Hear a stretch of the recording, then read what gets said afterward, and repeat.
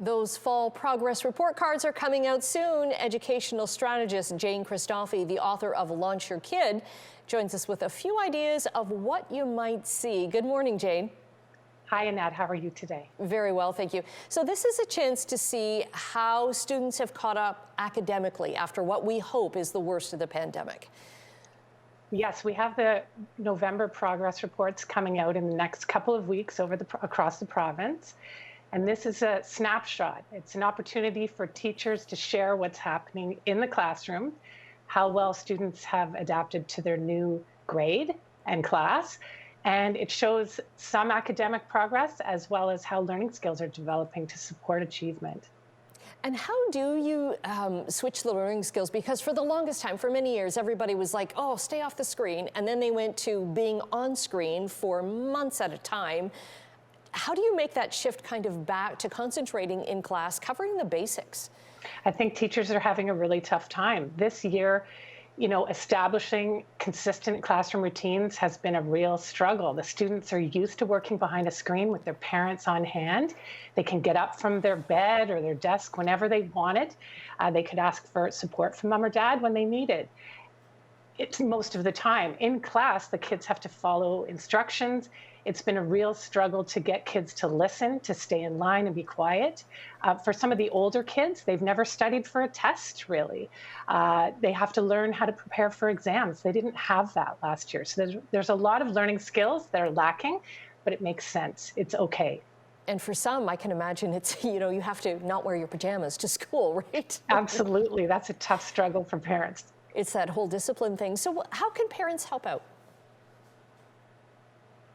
Parents can do, I'd say, first of all, let's make sure our kids are as social as possible. With the little ones, we want to set up play dates. We want to get them involved in activities with other kids on teams and clubs, and even at the park. Organize lots of family gatherings. With the older kids, encourage them to get out of their rooms, away from their devices, involved with their friends, hanging out, and joining stuff at school. We do see a lot of enthusiasm for the extracurricular programs across all grades right now in the schools. I think parents need to encourage high quality work. Make sure the students are doing their best homework. Do a quality check. Make sure the work is legible and organized.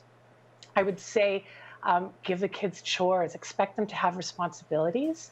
Bring in a tutor or extra help if needed with the basics.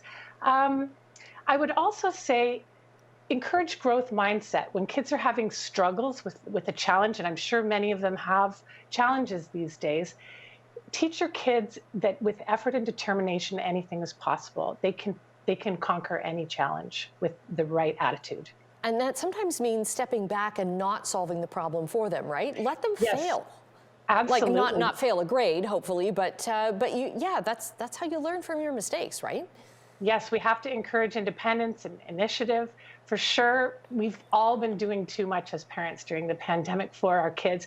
Right now, we need to step back and encourage them to do the things that they're capable of doing, even if it's uncomfortable. So should parents kind of brace for, okay, maybe if your student was doing very, very well back in the regular days, that's 2019 now since we've had regular school, not to be too upset, right, if they see a big drop?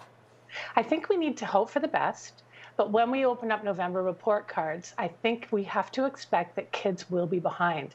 Most of them will be behind where they would have been in a non-COVID situation. Some kids more than others, but I want to just remind parents that November reports are always not as positive as the June ones. We come off of the June reports where our kids have achieved many of the curriculum outcomes for the year. We get into November and teachers are, they're nitpicking. They're saying this needs to get fixed, that needs to get fixed, this needs to, students need to work on this and that. And that's a good thing because we've just started the year and there's a lot of time left between now and June. Okay, so brace yourself then, I guess. Jane, Definitely. Thanks very much for your advice. And we'll put your links up on our website, chch.com, for parents and students to get more information. Thanks so much, Annette.